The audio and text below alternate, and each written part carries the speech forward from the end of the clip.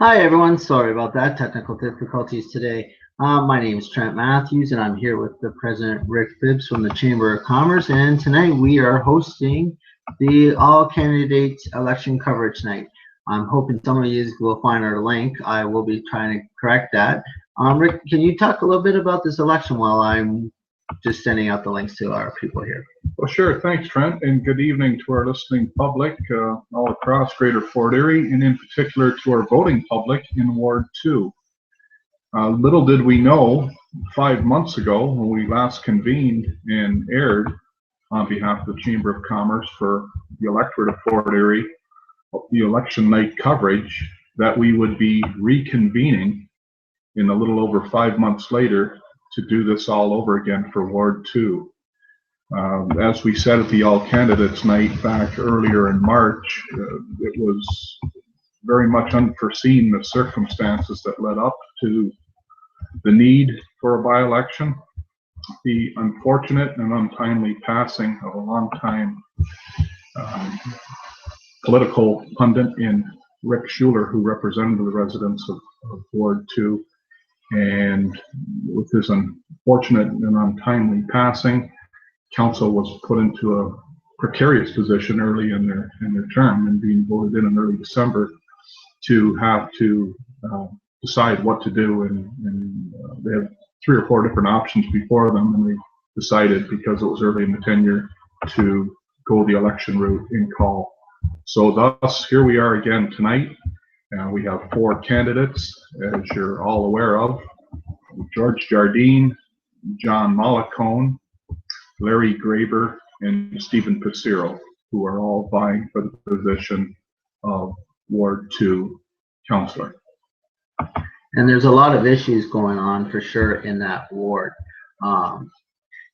It's definitely will be interesting to see what this councillor will bring towards the table, because let's face it, majority of the people that are on there are new to the council, except for one incompetent person, which is Don Lewis, and he is the only remaining person from the old council right now, as it is, as the past incumbent. Yeah, that's correct. We have only the one incumbent who got back in out of the 6 wards, and possibly it could be another new person tonight, depending upon how the outcome of this election goes. Stephen Paciro being the only one with any past council experience, so it'll be interesting for sure. Definitely. And they basically are telling us, that there's issues in Ward 1, such as the infrastructure. I noticed that there's a lot of streets that are being dug up right now, and new pipes are putting through and everything like that. So it's interesting to see the gentlemen that are coming forward. They all have different experience and different backgrounds, but each person is definitely an asset to bring forth to council. Well, when we held our all candidates night, we heard a variety of different questions, and of course a lot of these questions are born from the fact of what you, the public, send in to us at the chamber.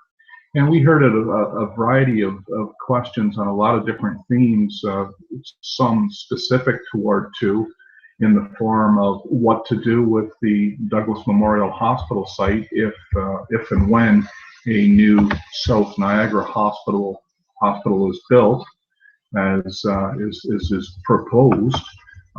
That question came out as to what to do with the current site. Other questions revolved around infrastructure, the quality or lack thereof of the road system in town, sewer, water, underground, the infrastructure question. Of course, it always comes up in any election time. Certainly waterfront development. We heard a lot of that throughout the election back in October as well, not necessarily Ward 2, but through the other wards as well, that front onto the water. Ward 1, Ward 3, Ward 6. We heard questions that revolved around waterfront development and strategies as to how to better leverage opportunities and promote the virtues of our waterfront and what to do with that. So there are a variety of different questions. Other things revolved around how you balance the responsibilities of your respective board amongst the responsibilities of the town at large. So a lot of different questions we heard when we held our all candidates night back on March the 10th. Yeah, and I noticed that, you know, they got a pretty big shoes to fit, because let's face it, Rick Schuler was a very strong person in that community, and a lot of these people respected and really trusted Rick with their award. And now with these people coming in, they have to take over where Rick Schuler left his legacy. Well, certainly. No, there's no doubt about it. Rick Schuler left very large shoes to fill, and whoever it is that is successful this evening will have a tough job in fulfilling the legacy that he left. A very accomplished politician, and who worked hard on behalf of not only the residents of Ward 2, but also Fort Erie at large. Yeah, and like you said, it's now 3 minutes to go. Basically, I think, you know, we can start talking a little bit more about the actual people that are running into this election, because we're waiting for the results. But let's face it, 3 minutes, I don't think they'll mind if we start talking a little bit. Well, as I said earlier, we have the 4 candidates that are vying for the position: Larry Graber, George Jardine, John Mollicone, and Stephen Pissarro. So we have 4 potential candidates all vying for the one and only seat that's available to represent the residents of Ward 2. Definitely, and let's look at them individually. Larry Graber, he's been president of the Kingsmen. He's been also president of the Royal Canadian Legion. He's also worked in very different organizations within the Fort Erie area. A very strong contender. He has a lot of business experience. He's also the chair right now of the Business Success and Loan Center in Fort Erie. Yes, a very accomplished individual. He has, of course, a financial background. He was a long-time bank manager in the banking industry, and certainly would have a lot of credibility that way with his financial acumen. Yeah, very strong in that kind of contender. Now we have George Jardine, who's a Stevensville resident, but he has put a lot of time and effort into the Fort Erie area through the bingos and also the Black Creek Community Center. He'll let you know for sure that he has put a lot of time to help in this, and he's very passionate about the Fort Erie area. Well, certainly you're bang on with that assessment, Trent, in the fact that over different elections, and we always see George Jardine, and he's certainly a colorful individual. And certainly, if there's one word that's going to best describe him, it is passionate. And he certainly displays that no matter what he's doing, and he's always quite vocal about what he stands for. So yeah, he's another candidate this evening. And then we got John Mollicone, who actually ran in the last election with Rick Schuler. He is very much a family-oriented person, and he's also very much cares about the Fort Erie area by what we see of him. And he's also very business knowledgeable too.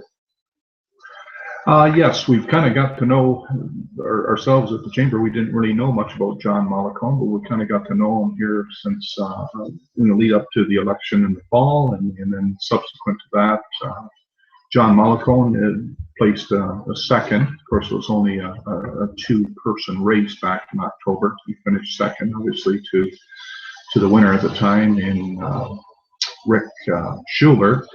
But yeah, he decided in January, when it was decided by council that there would be election, he decided to put his hat back in the ring, and he's certainly another candidate that you don't know what he may be able to pull off tonight. Yeah. And then we have Councillor Stephen Pizarro. He was Ward 1 originally, and then he tried out his hat into becoming mayor, and unfortunately it didn't succeed, but it didn't stop him from doing a lot more community involvement. He's working, I think he's more classified as the working politician that works through the community and helps a lot of people. Even if sometimes his name's not on the forefront, he's in the background giving it all. Yeah, certainly. And as we know, that between the years 2010 and 2014, Stephen Pizarro represented Ward 1, as you indicated. And he decided this past election in October that he would seek the position of mayor. And of course, he was unsuccessful to the eventual winner, Wayne Redikoff. He placed second to Mr. Redikoff, and then with the, as I keep referring to, unfortunate and untimely passing Mr. Schuler, it presented an opportunity, and I guess he decided to seek out the position of Ward 2, and hence Mr. Pizarro being in the race here this evening. Right. And that's one thing that I noticed, that all these gentlemen are very much passionate about helping Fort Erie, which is always good for the community. Like, one thing that you were always saying is we have to divide, break the borders that we have. We should be working as a whole to Fort Erie. And I think even with all these gentlemen that are coming on board, you can definitely see that they're passionate about the town. They're passionate about the growth of this town. And so it's going to be interesting to see who actually gets this chair, because it is a tough race, and right now it's anybody's game. Even though some people are thinking that they are there and all are not. Well, this is what's great about the democracy system. You can vote for who you want to be in, and as long as you put your foot forward and your voice forward, you have the right to vote for that person that you want into that ward. No, certainly you're right, and it will help to fulfill a complete council and be a tremendous aid to Mayor Redikoff by having a complete complement of all ward councillors. And the challenge will be, depending upon who gets in, is getting them apprised as to council, apprised as to protocol, apprised as to which particular committees this individual will be sitting on. So there will be a certain time element where they're going to have to get up to speed fairly quickly. But it will make for a much more effective council than having a full complement of sitting councillors. Yeah, definitely. And that's the whole thing, is it has to be a team. They all have to work together for the betterment of Fort Erie. It's time for growth. It's time for, because let's face it, we got a lot of things that are going to be happening, or we need our town to stand behind. For example, the Canadian Motor Speedway in Nicholas Marine. There is a lot of potential growth within Fort Erie, but we need a strong council to be behind us to get these issues taken care of. Well, certainly your point's well made. There are and is tremendous opportunities and possibilities that are within reach right now for Fort Erie. The most visible and the one that gets the most press, of course, is the Canadian Motor Speedway. It's been ongoing now for several years, but it continues to push along and reach and pass those milestone markers. It's a significant project. It's the first kind of its type here in Canada. So there's not a whole lot of past protocol for the different components of government to do comparatives on or have knowledge on, as it is an entirely new concept, development, and proposal.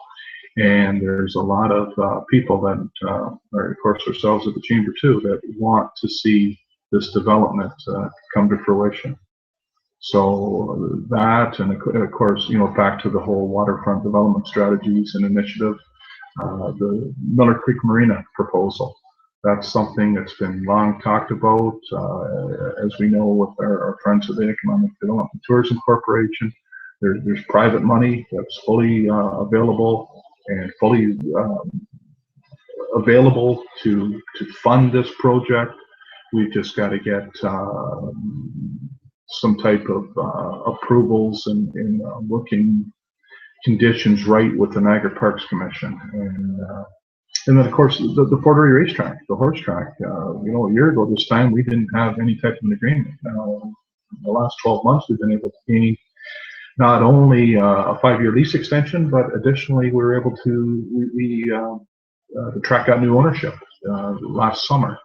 So there's some positives on 3 different fronts there on very large scale ticket items proposed, some already in place and others proposed for Fort Erie that could do wonders in shaping this town going forward. So you're right. So back to your original point about having a united and effective working body of elected representatives, it's crucial for Fort Erie at this time. Yeah, and that's one thing that I also noticed being like a resident and also on the board of directors here on the Chamber of Commerce. We have seen so much that is happening. Like, for example, you were just recently at the bridge expansion unveiled. That is also going to be a major step in the right direction. Well, certainly, yes. I was privy to that on Friday and sat as part of a group to discuss strategies and initiatives to improve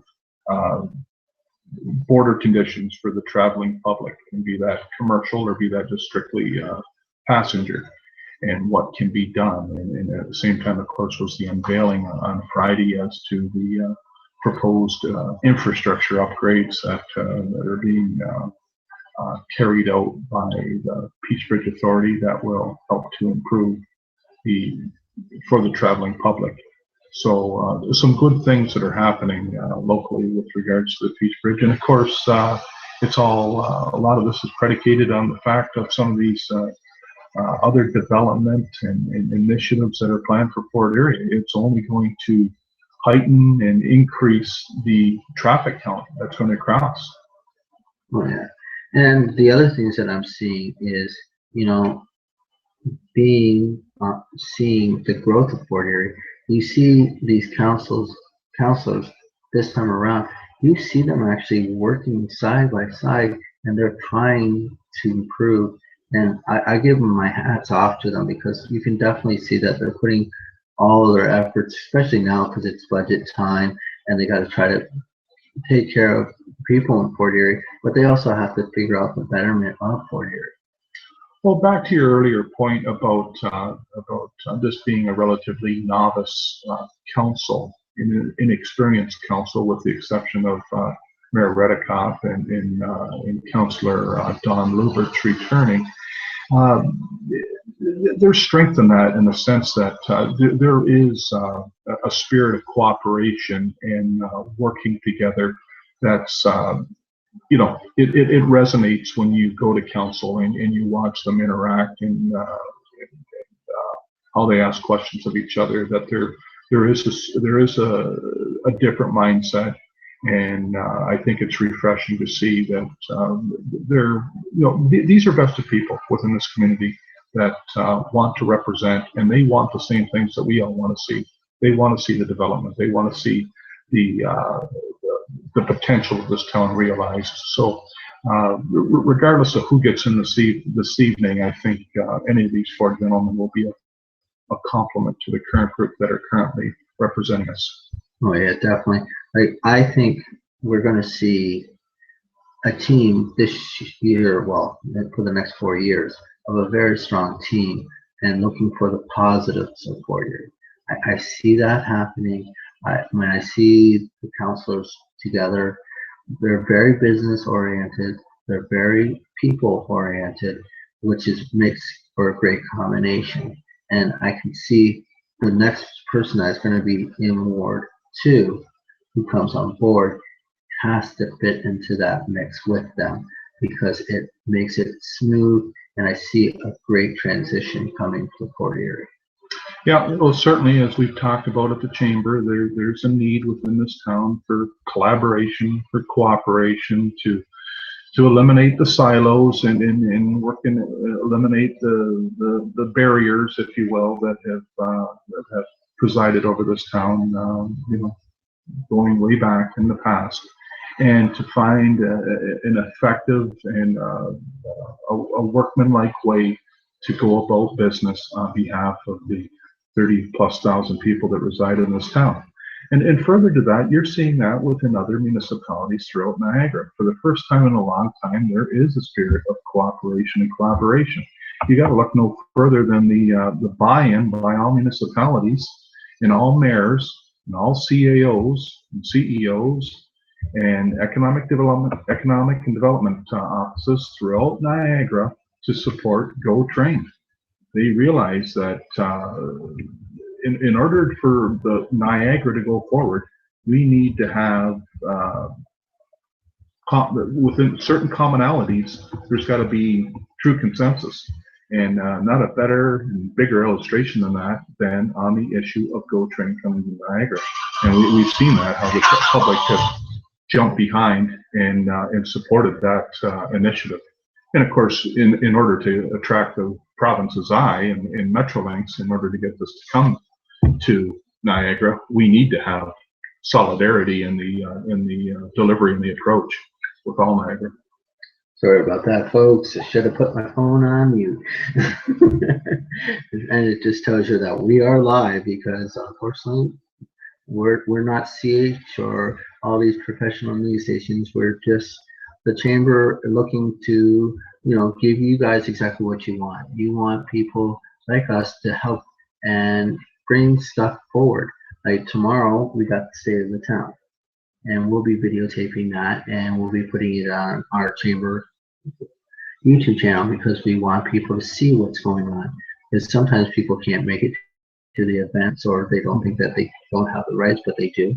And so instead, we're giving you the video so that you guys can sit in your own leisure flex of your own home and enjoy our videos, because we want to make sure we bring anything to you. And if there's something that you want us to, talk about or bring up, bring it to our attention, because the more we know, the better we can do these videos for you, because that's what we're here for. We're for the betterment for you. We want to see growth. We want to see the borders breaking down. We want to see a town that is united as one. Well, to Trent's point, tomorrow, of course, we will be hosting as a Chamber of Commerce the state of Port Erie.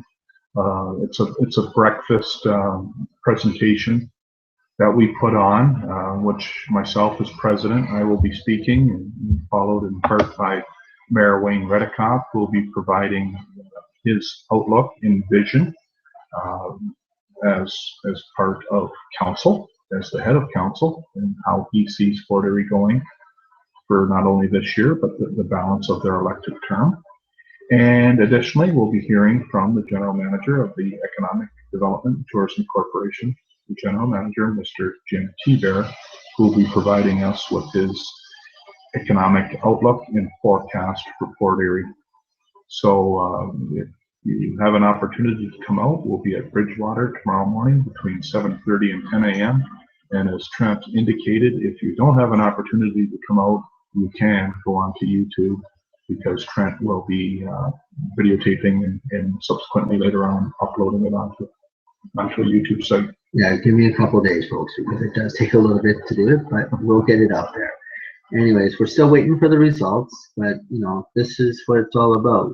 This is the gentlemen are all at the gate. They're all ready to take this major stance of becoming more of a influence to our community, to give their all for us. And that's what's great, because to give up their time to work with the communities, to give up their basically a lot of times their livelihood, because they have to deal with the general public. They have to take care of their ward, and that is a major thing. You know, like we do it also with the board. Like Rick, I got it. My hat's off to him. He does a lot of things that people don't know that the president of the Chamber of Commerce does, and it's giving time. And sometimes it's just so much time that you just wonder where did it all go. Well, within anything that you do, there's a balancing act. You have your job first and foremost, and then you have your family, of course, and then you take on whatever you take on. If you're a ward councilor, or if you're the mayor, or if you're in a not-for-profit, if you're on a BIA board, or if you're on the Chamber of Commerce board, or what capacity in whatever you're doing. You're doing something and donating your time because you're trying to help others, and you're trying to benefit your community, and it's a labor of love. Definitely. And now let's talk a little bit about, we had an all candidates night that we hosted at Port Erie Secondary School. It was well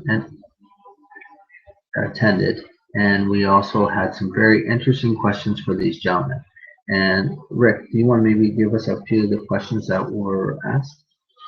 Well, like I said earlier, we had a couple of questions that were more, Ward 2 specific, and then we had other things that were a little more abstract and outside of the box. Of course, as I said earlier, waterfront development came up again. It came up in the municipal election last October as to strategies, initiatives, and thoughts as to how to better leverage the waterfront, how to better leverage the Niagara River, the Lake Erie shoreline. That came up as a question. What to do with the Douglas Memorial Hospital site in the event, hopefully in the positive event, that we get a South Niagara Hospital, and be that built in the proposed site in Niagara Falls, or be it built over at the proposed site that Welland's advocating over at East Main and the 140.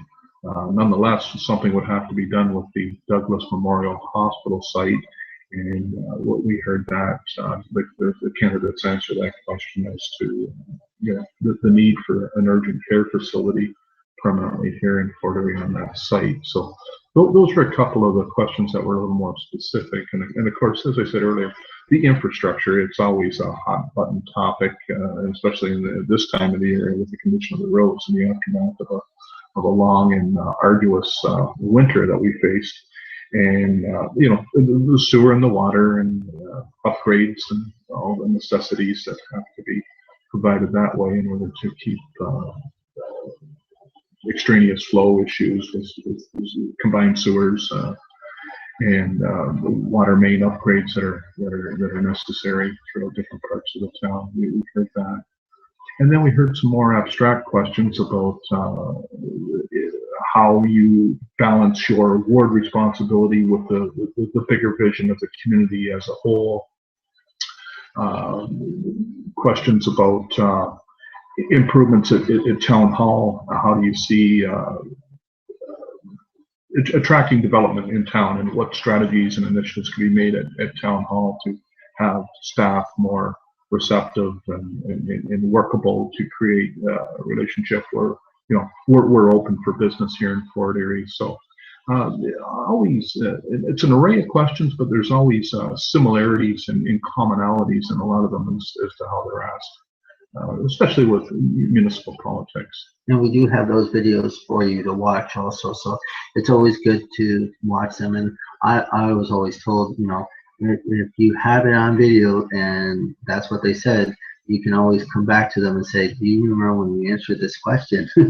It's kind of nice to have that kind of thing. It's not always the case, but but at least now we're trying to get people to step up to exactly what they're saying. Like, there was just amazing things that happened just recently with the Kingsman Pool getting a chance of reopening, which is going to be very good for all the kids in the area. There's just so much that I said in Port Erie that is happening that's just making you feel like the town is starting to grow, and you can feel it in the air. Yes, it's a little slow right now because of our long cold winter, But I think honestly, we're about to do a major growth spurt, and the Niagara region is noticing. Well, as I said earlier, there are big ticket items, and you know the three that I mentioned. The obviously the big one being the Canadian Motor Speedway, and of course the proposal for the Millers Creek Marina proposal, and the Fort Erie racetrack, and what may come of that going forward now that it's in the hands of a new ownership group, and some of their ideas and plans how to develop that. But with each one, there's issues and there's challenges. Right now, of course, with Canadian Motor Speedway, we have to leverage a deal with the province as to the replacement structure, and more so not the replacement structure, but the type of design for the Bone Road overpass, and getting the province to side with us and come on board to replace that, ideally, so that it doesn't have to piggyback onto costs incurred more so by the developer. So we're waiting on the outcome of that. The Millers Creek Marina, as I talked about, like, you know, there's private monies that are sitting there all ready to go for a wonderful world-class marina development on the waterfront. You know, you talk about a waterfront strategy and initiative, what a great thing that would be, and what a catalyst for other potential projects to happen if we could get that to go. But there again, we need, you talk about working relationships and collaboration and cooperation. We have to do those very things and find some type of working accord with the Niagara Parks Commission to get that to come to fruition. So we do have some great opportunities here within our town, but at the same time, we've got some challenges, and that's why it's so important that we have an effective working council that buys in. The majority of them buy in to the big picture, what's trying to be created, and establish the strategy and vision for the long-term growth and sustainability of this community. Oh yeah, definitely. And the other thing that I also noticed is, being on the board in that, we have noticed a lot more small businesses coming in the Fort Erie area. In the last little while, we've been getting more new members joining our Chamber of Commerce. So that's telling us there is growth in this area, even if it's like small businesses. It's a business that is coming to Fort Erie to work here. So that's telling you that Fort Erie is a place of growth, and people are recognizing it and coming here. Well, you know, as we witnessed on last Thursday night at our March Business After 5, we welcomed as a chamber 6 new members, and just terrific, really, for a small town like Fort Erie. And we're welcoming 6 new members in a single month. And you know, at the end of the day, as we talk about when we have our BA5s or any type of gathering, is that small business is the backbone of any community. Yeah, we talk about the big scale tickets and big scale ticket items and developments and what they'll do for the area, but at the end of the day, hey, you need small town Main Street business as your backbone. That's what helps to build a community. That's what helps to provide jobs. That's what helps to improve the tax base. That's what helps to build and sustain schools, and that's what provides livelihood and opportunities for future generations. And that's what we got to continue to push for and maintain within this town, because closing schools and is no recipe for sustaining a community. Yeah. And I just want to also apologize tonight, folks. I had a channel that was set about a YouTube station set up to do this tonight, and unfortunately we ran into technical difficulties. So people that are just coming on, I do apologize, but we're getting to straighten it out, and there's a lot of people that are posting these links. So more people, if you can let these people know where this is great, because we would like to make sure that we get everybody accounted for and show them what we can do for you tonight. Anyways, we're still waiting for the results here, so I guess it's taking a little bit of time, and it's almost like the Academy Awards when they give you the envelope, you know, and saying, and the winner is, you know, it's kind of that feeling, because I know that these four gentlemen are just stuck right at the computer screen right now going, come on, let's see the results. What's going to happen? You know, you wonder what they're thinking right now in their shoes. Are they calm, cool, collective, or are they just going, come on already, tell me what's going on? You know? I would imagine there's a little bit of anxiety, to say the least, in each one of them. Yeah. And like I said, and it's very interesting to see what's going to happen, because honestly, it's anybody's race right now until the polls come in, and until then, it's every man's a winner, because let's face it, they put their hats in, and the fact that they put their hats in, they're winners. It doesn't matter if they win tonight or lose tonight. At least they stepped forward and they said, "I'm here to make a difference," and I think that's one of the best key things. Well, you're exactly right. And at the end of the day, regardless if you win or lose, I think we have to applaud each and every individual that likes to get involved, put their name forward, get involved, become engaged, participate in the process, and as I said, regardless if you win or lose.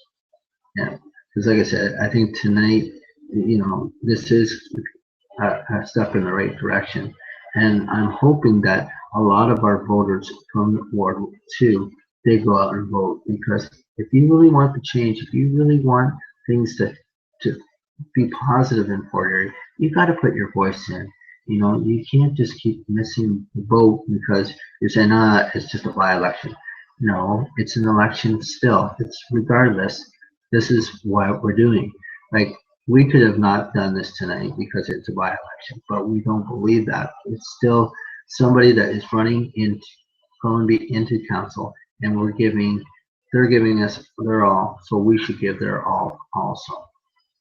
No, exactly. It's regardless if it's a full-blown municipal election shared throughout the province, or if it's just a local by-election, as is the case tonight. They're all equally important, and in particular to the residents of Ward 2, that the winning individual tonight will represent for the close to the next 4-year period. Right, and I know the other councilors, they're looking forward to seeing the new councilor, because they're picking up a lot of the pace while there's a vacant seat, because they have to fill and take care of the residents of Ward 2, because there was nobody to go to. So my hat's off to all of them. You know, Don Luberts, Marina Butler, Jim Zanko, Chris Nutt, George McDermott. You know, you guys are assets to this town, and you guys are representing their towns. So we should be very happy that we have these people that picked up the pace because of the tragedy of passing of Rick Schuler. But at least they step forward, and they're still taking care of our residents, even if it's not in their wards. They're helping out, and I say thank you. Yeah, very good point made, Trent. Now, here we are now, almost 30 minutes past the hour of the election closing, and we still don't have any results yet coming in.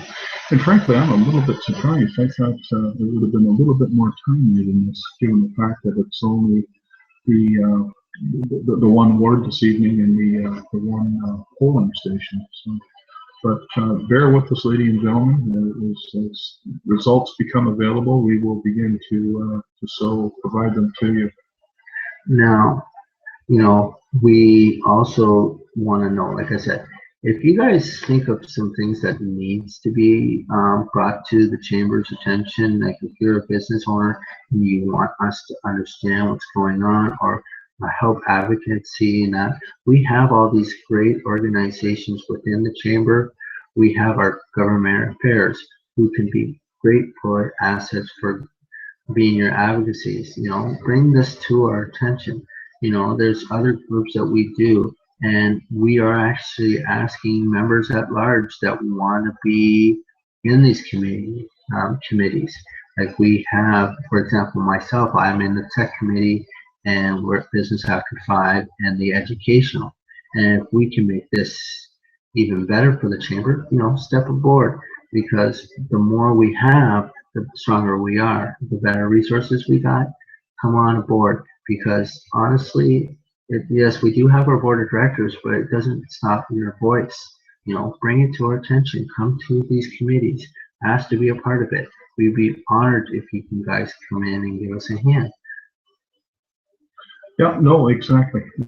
All valid points. And, the short answer is of what the Chamber of Commerce is the voice of business. And that's what we wholeheartedly try to uphold and believe in. And it's not picking big business over small business. We treat all businesses the same. And we're advocating and working hard on behalf of all business within the greater Fort Erie area. Right, and if you go to any of our business after fives, it's a social function, but it's also a networking function, and you would find that our Chamber of Commerce is more like a family environment. There is no clique groups or anything like that. It is more, everybody talks to everybody. It doesn't matter if you're the biggest business or the smallest business. We talk to everybody, and that's what I like about this chamber. We are the voice of business, but we also have a heart, and we like to help people as much as we can. It's all about improving the business landscape in Fort Erie, and whatever we can do to assist and strengthen your business, we're here to work on your behalf and improve things for you. Yeah, and we have two great ladies that work at the chamber, Karen Audette and Kate Marcel. They will definitely take care of you because they are very passionate people about change in Fort Erie, and they want improvements too. So yes, they're great resources. Please use them. They will greet you with a smile because they like to work with the people, and that's why they took these positions, because they want to see growth and they want to help people as much as they can.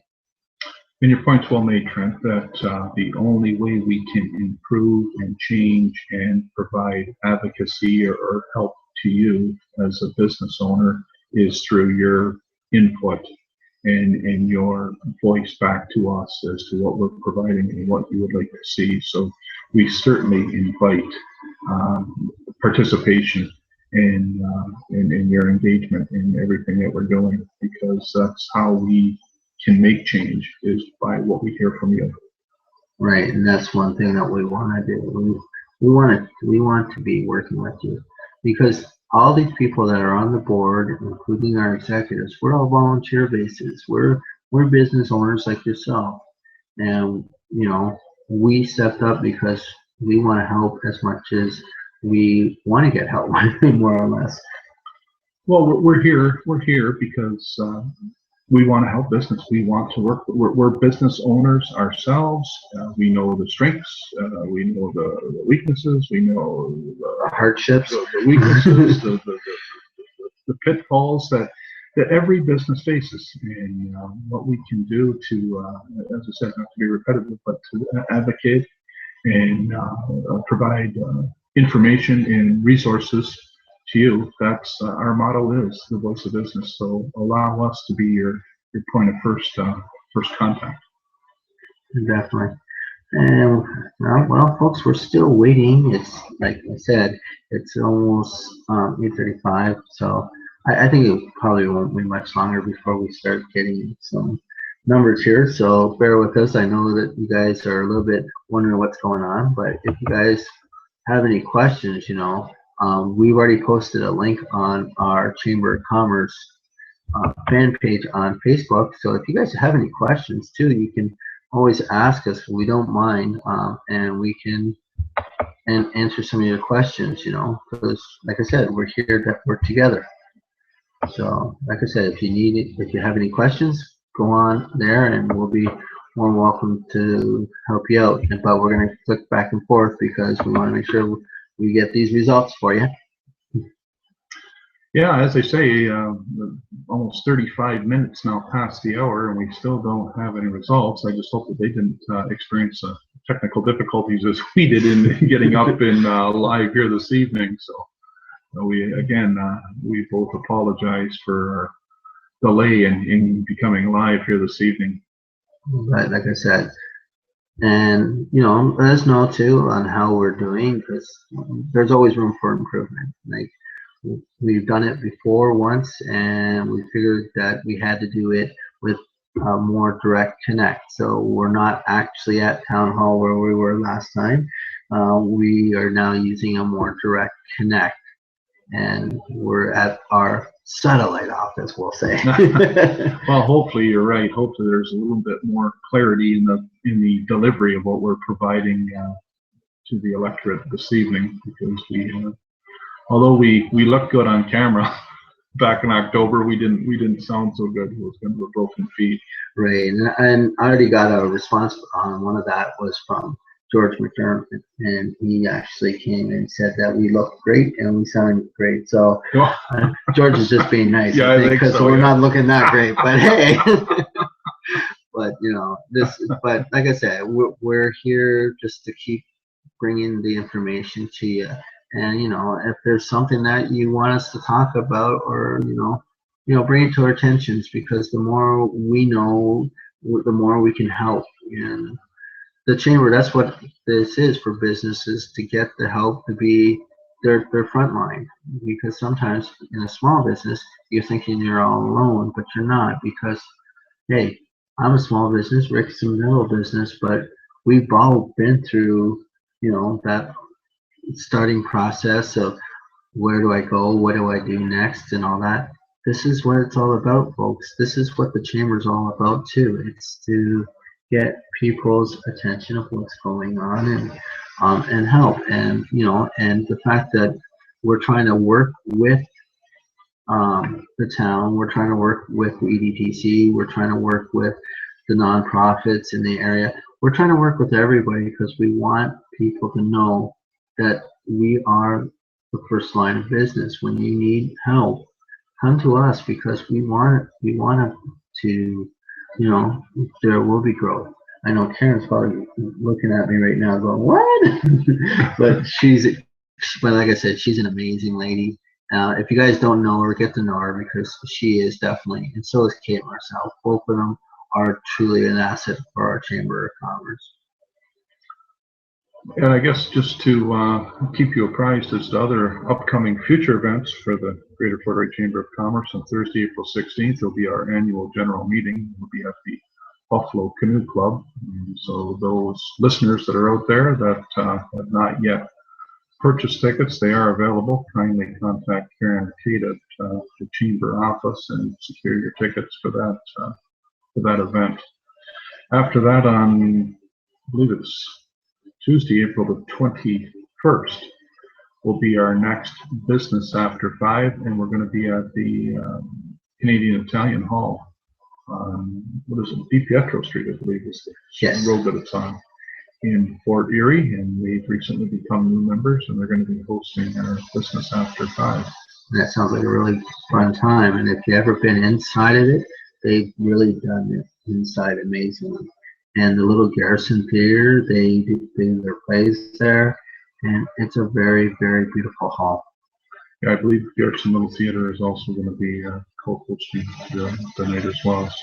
So there again, if you're a business person and you want to get out for a good night's socializing and networking opportunities, and meet other business people within town to discuss and collaborate with, by all means, come on out to our Business After 5. So, it's all and as little as what you want to make of it, but it's an opportunity to network, socialize, and exchange ideas with other local business people. And there is no age restrictions, folks, except for, of course, we're looking for people that are 19 and over that are in the business.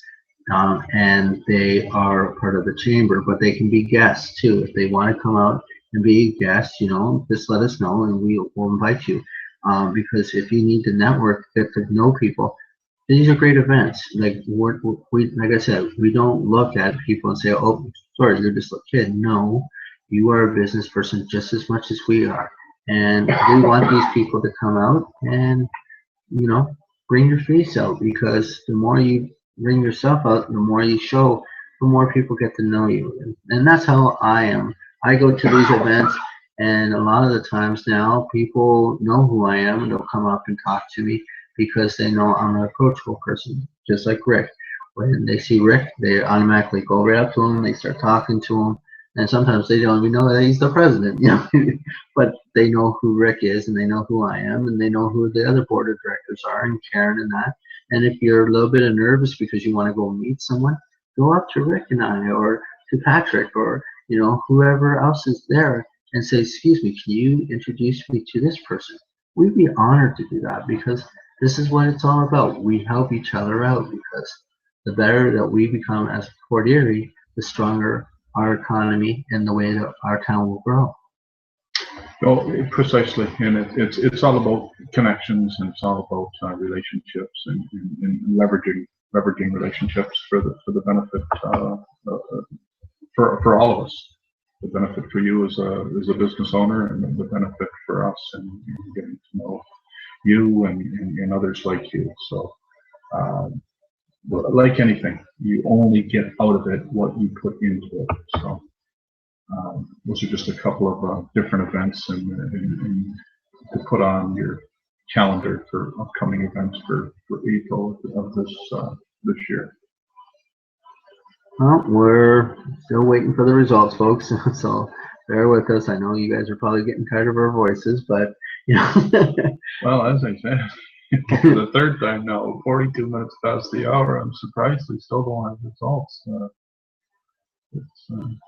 Now, I noticed that someone from Town Hall is actually watching this too. If you want to leave a comment, just let us know if there are experiencing technical issues, or is it are we just jumping the gun a little bit? You can more welcome to give us a hint because we would like that out, But definitely, people keep eye on it because pretty soon we're going to have a winner, one way or another. There's going to be a new councillor tonight, and he will be representing Ward 2 and the Greater Port Erie. Yes, at the end of the night tonight, and be however late we have to go, we will name a successor. I guess it would be the appropriate word, to Mr. Schuler, and will succeed Mr. Schuler as the Ward 2 candidate, or Ward 2 councillor, I should say, for the balance of the 2014 to 2018 council period. Yeah, so it's getting exciting, folks, and I can still see these gentlemen just as much as we are. We're all glued to the screen going, come on, where's the numbers? But, eventually they will come. And like I said, Larry, George, John, and Stephen, you guys are amazing guys. You guys are showing great commitment to this town, and we applaud you for sure. So let's see what's going to happen, and I think we're going to see some things in town that definitely will either stir it up or we'll get some positive growth going on. Well, one thing that we haven't talked about tonight is the courage, if you will, and the political conviction of those of our newly elected council to fund or support, ultimately fund, the Greater Port Erie High School and the theater that's proposed to go with that.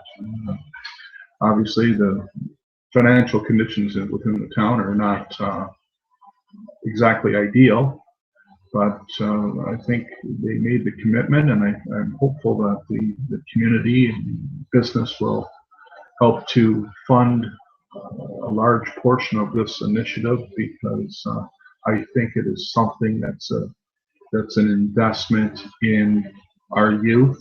It's an investment in opportunity for our youth, and it's an investment in this community, and just says a lot how we're going to take two rival high schools and unite going forward. And I think it's just nothing but positive all the way around. Oh yeah, definitely. Like I said, and the thing is, how they always say we are the Greater Port Erie? Of course, because we are great. And that's the way we should look at it, is we are great as a united force. And that's the whole thing. Just like we are with Ridgeway, Stevensville, Douglastown, Black Creek, Port Erie, all these areas, Ridgeway, we are the greater Fort Erie. We are great, and that's the way we should look at it. We are strong. We are the Fort Erie that needs to be. Well, I look upon it, the idea of the new high school has the opportunity to break down some of the old silos and some of the walls that have been created around the town. We're truly looking to do a unification of the town, and what a better way than through the youth. And as we go forward with one high school, and I think it just naturally draws unity, it draws community together, and I think it will help to go a long way in healing all aspects of the town, and creating a truly united community. So I'm a real advocate, and I applaud the initiative of the Greater Fort Erie High School. And secondly, I also applaud the wherewithal that the council had through. I realize a very tough and thorny decision to fund the theater, but I think it's the type of investment that uh, there's never, sometimes with developments and opportunities, there's never an ideal time, but I think it was an opportunity that we had to support. So I applaud the council for having the wherewithal to do that. Yeah, definitely. And like I said, and even now they got the budget that they just finally approved, and that took a lot of patience and time and a lot of time. Let's face it, Yeah. because they had to look at what was important for the town, and this high school is definitely a major asset and major growth in this area. Yeah, and it's difficult with a small year-over-year growth component. It's hard with the tax. Nobody wants to pay more tax, but the costs of the services that are provided, they don't go down.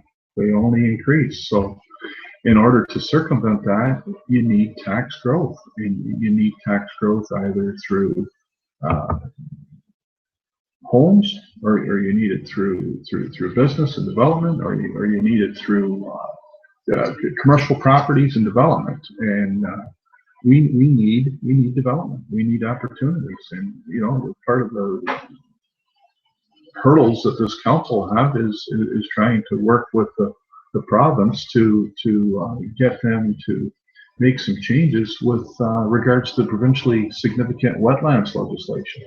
That's as we know, that put a huge moratorium over a lot of what we perceive to be developable lands here within Fort Erie, and took a lot of proposed projects and development opportunities, and put a moratorium over it. And so, of course, now 2015 is the year that legislation can be revisited, and we're hopeful that we can get some of it relaxed a little bit, so we can get inventory that we thought was formerly developable back to being developable. So, that's a big issue right there that the council will face, and it ties in with helping us to get development opportunities, and help to grow our tax base within this community. Because nobody wants to pay more tax, but the only way to circumvent that and create upgrades in sewers and waters and roads is to Bring businesses you got to here. bring businesses here. So those are the challenges. So those are the challenges of the community. So And the best thing is, uh, get your voice known, people, because the more you speak up, the more that people listen to you. Like these are things that we have to know as a community, not just as business owners, but people that live here. Because Rick and I, yes, we live in this community. A lot of our board of directors, they live in this community, or they have businesses here. And that's the thing. We want substantial growth here because we want our kids to stay here. We want to see potential, which, like I see my kids, that I want them to grow up here, but we got to bring jobs here, or otherwise they're going to be moving out. And I don't like to go for long commutes without my kids. Well, it's the whole idea and the bigger picture of sustaining a community. And you're not going to sustain a community when you've got graduating class after graduating class, and they're going off to seek out employment in Saskatchewan or Alberta or other parts of Ontario, and paying lip service to where they came from. And it's not paying lip service, but it's just the very fact that without solid employment opportunities within the town, there's very little opportunity for the youth. So it's incumbent upon us as elected officials, if you will, and or senior people within the town to create a vision, to create growth opportunities, but be respectful of the communities and being respectful of the environment and things of that nature. But provide growth opportunities in an atmosphere that's congruent to have businesses not only sustain themselves but flourish. Oh yeah, definitely. We have some businesses that are definitely growing here that a lot of people don't even know that exist. And just to see those businesses that are getting more and more developed is amazing. I was just talking to one of our board of directors, Andrew Arbor today, and Andrew, his company is here in Fort Erie, and they're growing, and they're growing so much that they have their acquisition plants all over the place. But he says we like Fort Erie, we like doing business here, and this is where we're going to stay. This is a guy that's has grown a business, like his father grew a business here, and it's becoming stronger and stronger, and it's a very vital part of Fort Erie. And there's a lot of success stories that people don't realize that there is in Fort Erie, and that's the whole thing. So a lot of people are negative about it, but if we start looking at all the positives, guess what? It's going to outweigh the negative stuff that has happened. Well, certainly, and like anything, it's about attitude, having the right attitude, and it's if you've got the right attitude and you go up to somebody and use an illustration in a business after time, you can leave a positive feeling with that person. But if you're negative and downtrodden and depressed and singing negative virtues about the town, well, you're not doing anything to inspire confidence or positive value in that other individual to want to do anything. So attitude is so huge, and that's one thing that we talk about at the chamber, that if it's one thing that we want to do, it's to provide enthusiasm and attitude that's positive, that makes people want to live in this town, makes people want to do business in this town. Yeah, definitely. I'm just sending out a message here, so just bear with me, folks. Well, we're close to 50, almost 55 minutes past the hour without any form of a response yet from the town hall with regards to the by-election results this evening. So I'm certainly surprised at the what I would feel is a rather lengthy delay in getting the results. Because I remember when we did the election coverage night, I think we actually, so you kind of wonder if there's just some kind of issue or something that's happened that they have to take care of. I hope everything is okay, but you kind of wonder what's going on.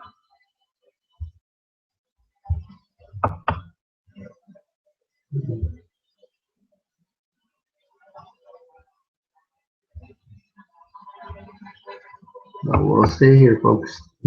We're not going anywhere until we get those results for you, because we promise you that we will be in the election coverage. And guess what?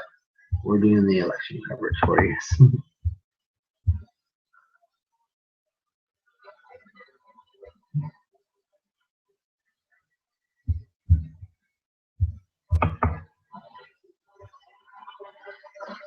Yeah, that's the problem with a single by-election. It's not like we can reference and talk about other other wards. other wards or other parts of the region as to what's going on in another election.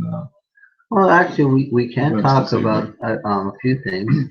The Niagara region and Niagara Falls have also sort of showed their support for the Canadian Motor Speedway to help with the Ontario government for that bridge over on Vaughan Road. So it's great that even our local um, communities outside the Port Erie area are stepping up, also showing support and that's also what we need.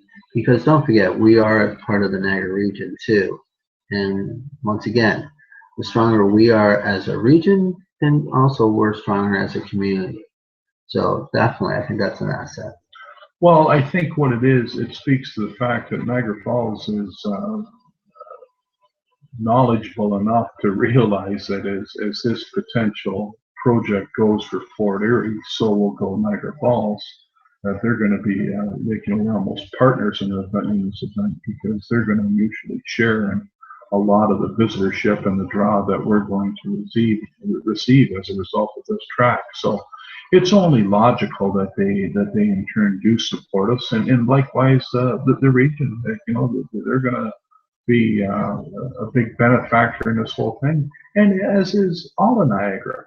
And we're starting to, excuse me, see that more and more now with all the municipalities. The idea that rather than just being singular representation in self-promotion of your particular area, it's more advantageous to market and draw all of Niagara. And then once you get the visitors here, then figure out how you're going to leverage the opportunity by having an influx of people to the Niagara area to draw them to the shores of Crystal Beach or the downtown charm of Ridgeway and access the downtown feel of businesses in that community. It's working together and finding commonalities and finding working collaboratively to leverage opportunities. Oh, yeah, like I said, it's the betterment of Greater Fort Erie. Yeah, and along with it, by extension, the benefit of all of Niagara. And yeah, definitely. And I heard that said by Mayor Jim Diodati at his address in Niagara Falls that we all have to do that. Allow Niagara Falls to stand as the majestic, natural, world-renowned traveling face that it is. Let's face it, it's world-renowned. You're not going to, we're not going to circumvent them and usurp them by anything we're doing here in Fort Erie. But hey, let's take advantage of the fact that they draw 12, 13, 14 million annual visitors a year, and take advantage how we're going to market and create strategies to get those people to come to Crystal Beach, to come to Ridgeway, to come to Bridgeburg, to come to the Old Fort, and find out ways like Niagara Falls can draw them there. How can we, as other municipalities within Niagara, market that? How can we draw off that? Exactly, like the racetrack does the Canadian Motor Speedway. Precisely. And all that. The more, like I said, people, we need to make sure that your voices are going to be heard, because like we get people coming here, we got to make sure that they stay here, because a lot of times when people come to Port Erie, they just like, well, this is a quaint little town, but what do they have to offer? It's time for you to start putting your voice out, to start showing people what we have to offer in Port Erie. Because let's face it, we want people to stay here. We want the money to stay in this community. This is the way that we have to do it. We have to work as a town. We have to work from all the way around. It's not just one section. It's not this part of the town, this part of the. We have to work as a united front, and I think that's pretty much what we have to do. I know we're sounding like we're on soapboxes tonight, but we're also trying to find conversations as we're waiting for the coverage to come in. But definitely, and I think that's also what a lot of these counselors are thinking right now too, is how can we work together as all counselors for the betterment of Port Erie. Sometimes they have to vote outside their ward because they realize that it's better for all of Port Erie than just their ward. Well, you're right, and that's the challenges of a ward system in how we elect. You know, we're not an at-large system, so it's representatives coming from specific wards, and you know, and their first responsibility, if you will, is to the people that elected them.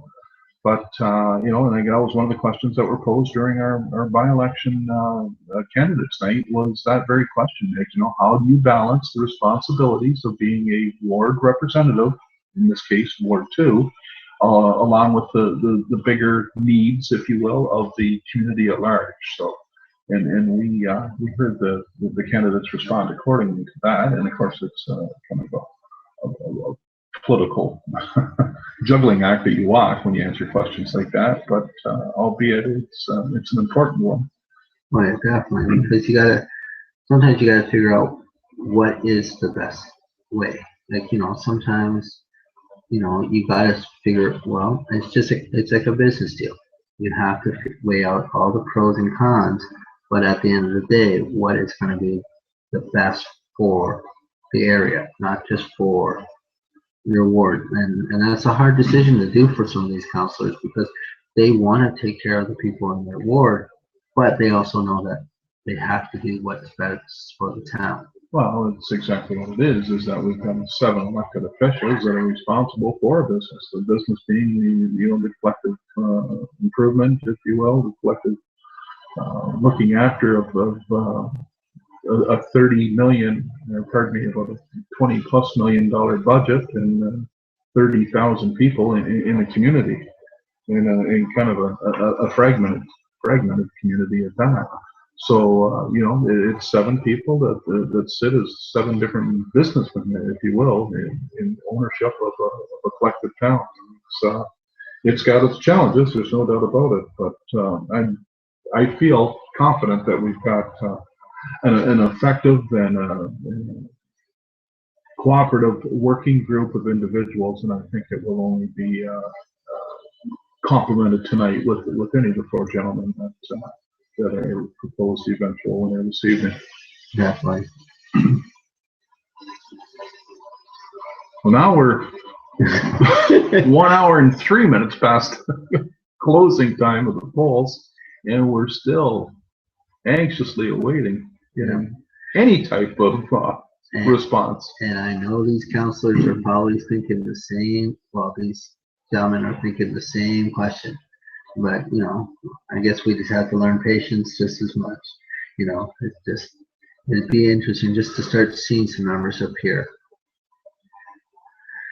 Now, the other thing I noticed about Fort Erie is the residents in Fort Erie. There is a more senior crowd here nowadays, especially for the retirement communities and everything like that. And they want to see business grow here because they want more opportunities to not go as far as they would have to go to do stuff. So they definitely want growth here too. And talking to them, like some of my customers, they definitely want to see growth for sure.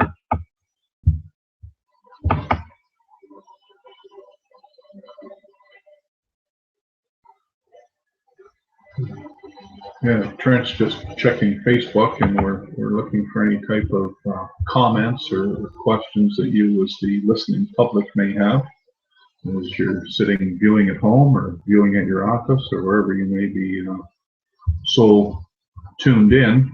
If you have some thoughts or comments, please send them in. Yeah. And as always, be kind. Oh yeah, definitely. You know, and I know George is watching. George McDermott, if you have any questions, you're more welcome to bring it up on my Facebook. You know how to get in contact with me. We'd be more welcome to answer any questions or even some statements about tonight's show.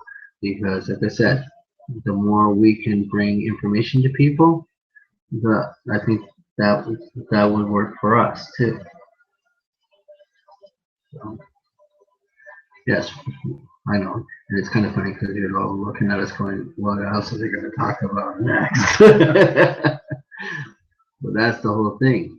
There's all kinds of stuff to talk about in Fort Erie, from your tourism to your small businesses, to your middle businesses, to large businesses. It is definitely a time for everyone to, you know, and yeah. So there's a one person that says that their phone is almost dead, so they want to hurry up with the results. So we're doing our part. We'll pass along as soon as we have them. Yeah. To date, though, nothing quite available. Nope, not yet, but we're keeping an eye on it just as much as all yous are. And as soon as we get the results, we're gonna tell you, because this is what we're trying to do, is get people the information. But as I was saying, you got your tourism, you got your small business, you got your large business, you got your middle businesses, and all of them are basically in the same way. Oh, looks like somebody is sending us a message here. Give me a second here.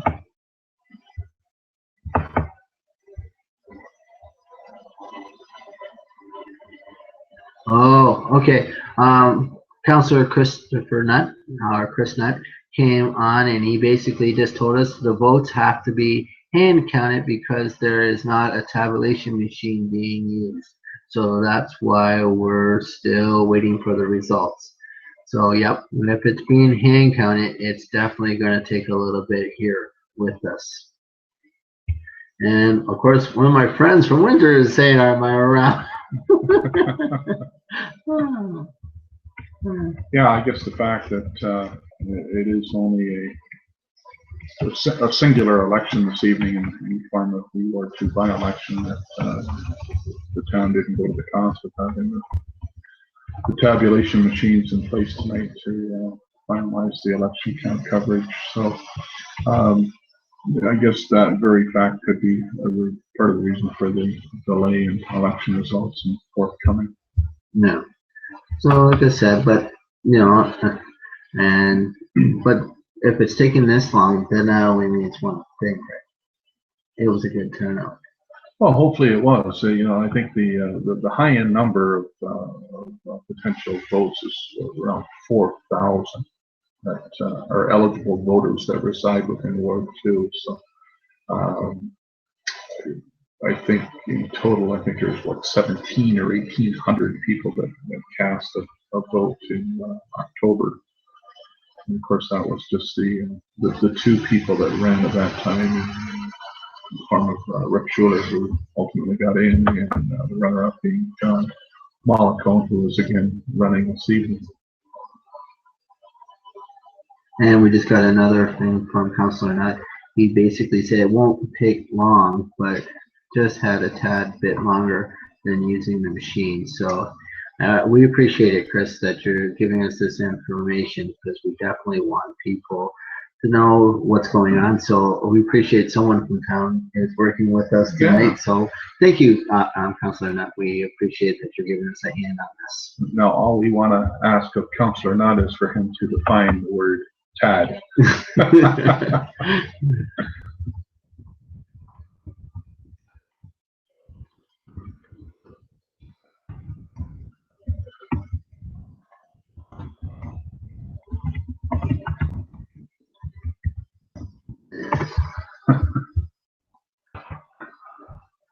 We'll see what he responds to us.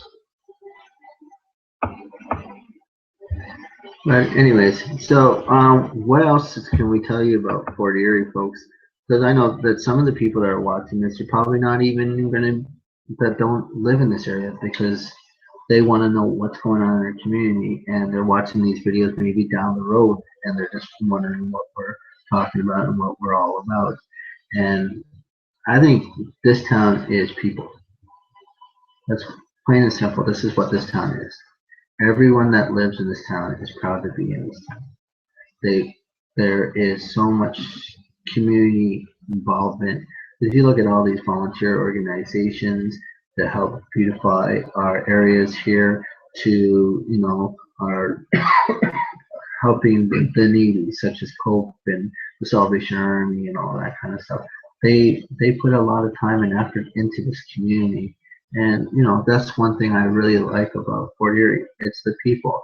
I've met this one lady. She helps out with people that are refugees, and they have a house. I didn't even know about this, but I just learned about it. And this is what's really great about this area. There's so much town giving. Okay, and okay. And we should, they said, buy results either by 9:20 or 9:30. There should be some sort of message. And he said Tad is about 10 minutes, I would think. So yeah, thanks, Chris. I appreciate it. And I like the fact that it just tells you we're working there, Rick, because we're actually getting people responding to us, which is really cool. We appreciate Counselor not being online here and working with us to provide us a little bit of insight as to what's going on. So he just provided us that he feels with between 9:20 and 9:30 that we should have some sort of feedback as to results. So if you guys want to stretch, go ahead. We'll be here for you. Yeah, but and I think Rick's getting to that point too, because I put him in a computer chair, and he's like, "I'm used to my comfy chair, not these little chairs." And Rick being the tall guy, he's probably going, "I can't wait to stretch."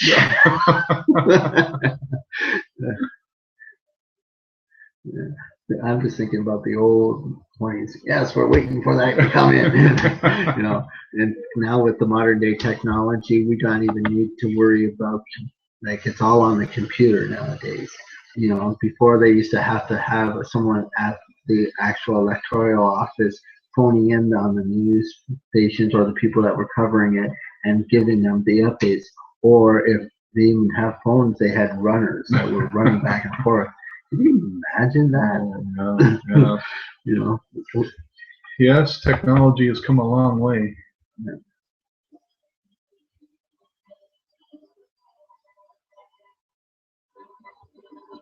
Well, we got a few things here. We got Chris also saying the city of Welland is taking a page from Fort Erie's Bridgeburg BIA and doing an Earth Day cleanup at their downtown this month. Fort Erie in the volunteer community is a defiant leader when it comes to turning out the community, which is really cool. And thank you, Karen. I appreciate it. She's just making sure that I say by-election instead of saying by-election. So yes, thank you, Karen. I appreciate it. Sometimes my grammar's not the greatest, but that's why we have Karen, to make sure I'm staying on track. So thanks for the help, Karen. Appreciate it. And this is good. I like the fact that we're getting people to start respond to us. That's why I like Karen so well. She always makes me look good. Yeah. I know I don't give her much to work with at times.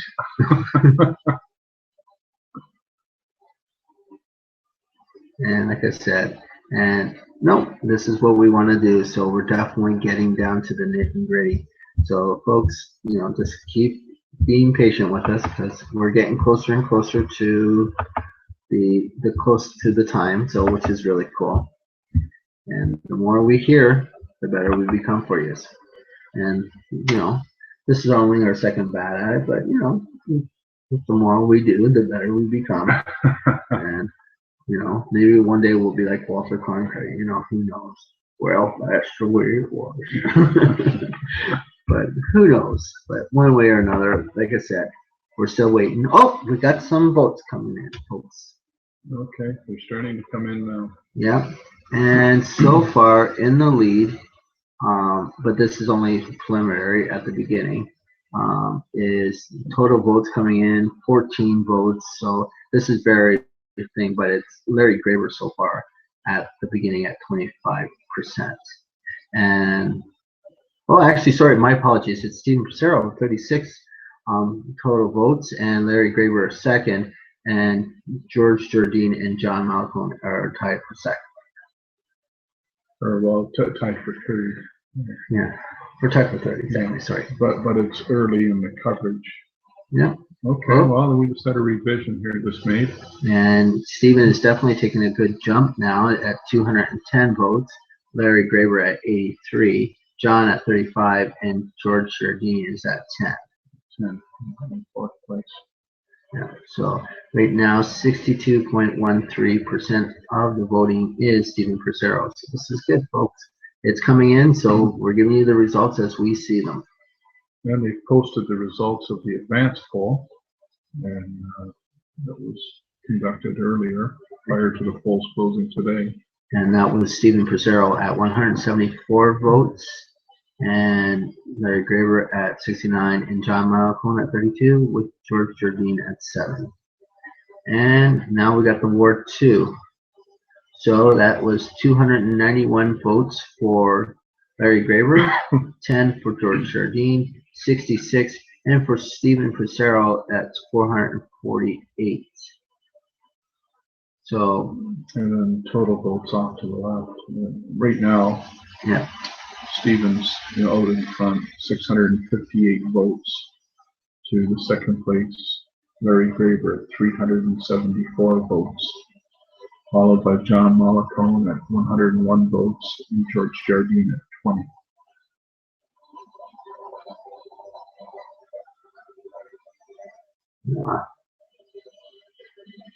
is this the final numbers, or are these just the preliminary? Chris, if you're still listening to us, is these the final numbers, or is this basically it?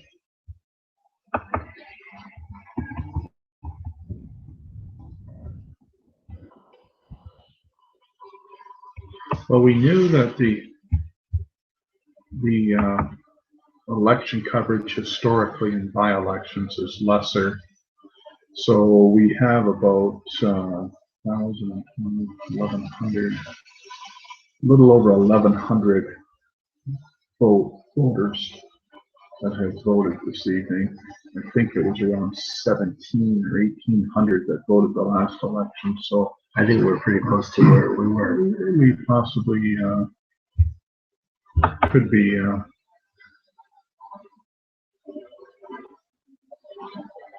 And Chris is saying it's about 33% turnout, which is good for a by-election. Yeah, so over 1,100 people voted. So he's just waiting to hear, but so far this is what we're getting. Oh, we can call it, and it looks like it's going to be Councillor Stephen Purcell back into the town. So okay, just switch back to the cover. Yep. So thanks, Councillor Nutt, for giving us that update to let us know that we can call it. So congratulations, Stephen Purcell. You have now become the Ward 2 councillor of with the votes of 658 people that have voted for you. So congratulations to you, and also to the other gentlemen that have put their hats in, because like I said, there is no losers in this, because you guys all step forward and you give it your all, so we appreciate it. Yeah, it looks like that is going to be the final, how it's going to come down, and the winner for councillor for Ward 2 is going to be Stephen Purcell. And I think really by and large that should serve the residents of Ward 2 well. Obviously he's experienced. He just came off being a councillor for Ward 1 in for the previous sitting 4-year term. He brings enthusiasm, he brings experience, he brings youthful energy, and as he campaigned, he was the one and only individual that could hit the ground running and wouldn't have to get up to speed on issues, because he's fully up to speed as to what the issues are. So I think it will be a good replacement for Rick Schuler with Stephen Purcell, and I know that he should do well. Okay, well, we appreciate you all coming out tonight, but we appreciate you coming to watching this with us tonight and being patient with us and letting us ramble on. But we hope that we did a good enough job for you, and we appreciate you coming and watching this, because the more we educate ourselves, the better we become as a community. So once again, I am Trent Matthews, one of the board of directors for the Chamber of Commerce, with Rick Bibbs, our president. And thank you very much for coming online tonight and working with us. And again, we apologize for some of the technical difficulties that we had earlier this evening in getting up and getting live. But we endeavor to do our part as a Chamber of Commerce, and this is something that we're passionate about in providing things like this to the business community, to you, the residents of Fort Erie, and I hope that you found what we provided this evening valuable for your listening and viewing pleasure. Have a great night, everyone. Thank you.